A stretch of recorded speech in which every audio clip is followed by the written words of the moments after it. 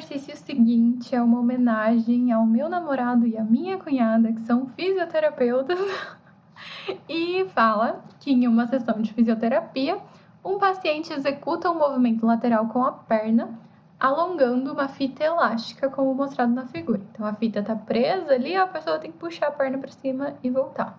Sabemos que não é fácil, né? Principalmente se a pessoa tiver, depois de algum problema, né? Sei lá, quebrou a perna, enfim.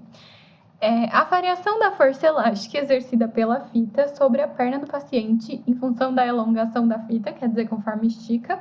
A gente sabe que a fita elástica, quanto mais a gente estica, mais difícil é da gente esticar, né?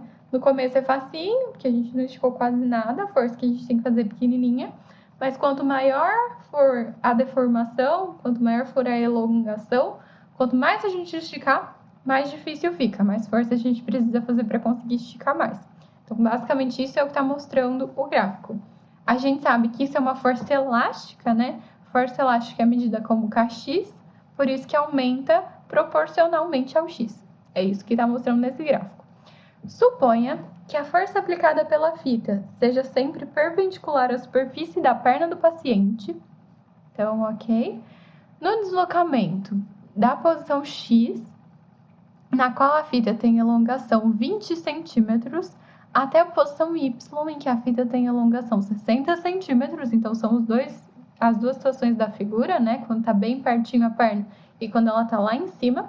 O valor absoluto, de novo, absoluto é porque não importa o sinal, ele só quer saber o número. Do trabalho realizado pela força elástica da fita sobre a perna do paciente é igual a. Então, ele quer saber o trabalho da força elástica nesse intervalo entre a posição x e a posição y. Ok, como eu calculo o trabalho? Eu posso lembrar a fórmula de trabalho. Trabalho é FD cosseno θ. Tá, mas lembra que tinha um detalhe para essa fórmula? Ela só vale se a força for constante. E, nitidamente, pelo gráfico, a força não é constante. Cada hora ela tem um valor diferente. Então, essa fórmula não nos ajuda. Quando a gente tem uma força que varia, uma força que não é constante, a gente precisa usar o gráfico. Por isso que ele deu o gráfico. Olha que beleza.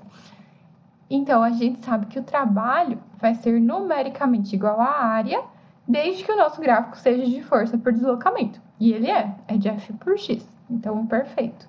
Aí eu marquei os dois pontinhos que interessam pra gente, né? O 0,2, que é a posição X, e o 0,6, que é a posição Y. Então, eu quero saber a área entre esses dois pontos, embaixo da reta, que é a curva do nosso gráfico, até chegar no eixo. Então, vou pintar essa área. Vamos ver se vocês imaginaram ela certo. Essa é a área que a gente quer saber. Que figura geométrica é essa, gente? É um trapézio, muito bem. Se vocês não lembrarem a área de trapézio, vocês podem dividir ela no meio com um retângulo e um triângulo. Aí é fácil de fazer, só fazer as duas separadas e somar. Mas eu vou fazer de trapézio, que é mais legal. A área de trapézio é Bzão mais Bzinho vezes a altura dividido por 2. O Bzão é a base grande, lembrando que a base do trapézio são as duas retas que são paralelas, então são as duas de pé. Se vocês não tiverem enxergado no trapézio, é só vocês virarem a cabeça assim, e aí vocês vão ver, ele tá deitadinho ali. Então, o Bzão vale 30, o Bzinho vale 10, a altura é entre o 0,2 e o 0,6, então é 0,4. E é isso dividido por 2. Como tem parênteses, a gente vai somar primeiro, né? 10 mais 30 é 40, vezes 0,4 dividido por 2. Aí, gente, o caminho que vocês querem, a ordem das operações agora é o de menos, né? Então, a gente poderia, por exemplo, dividir o 40 por 2 e ficar 20, daí multiplicar isso por 0,4, pode ser. O que eu fiz foi o seguinte, 40 vezes 0,4, eu pensei assim, 40 é 4 vezes 10. 10 vezes 0,4, eu vou andar uma casa para frente com a vírgula, então vai ficar 4. Então, lá em cima, a gente tem 4 vezes 4, que é 16. Aí, eu achei que eu tinha feito isso. Eu não fiz isso. 16 dividido por 2 dá 8.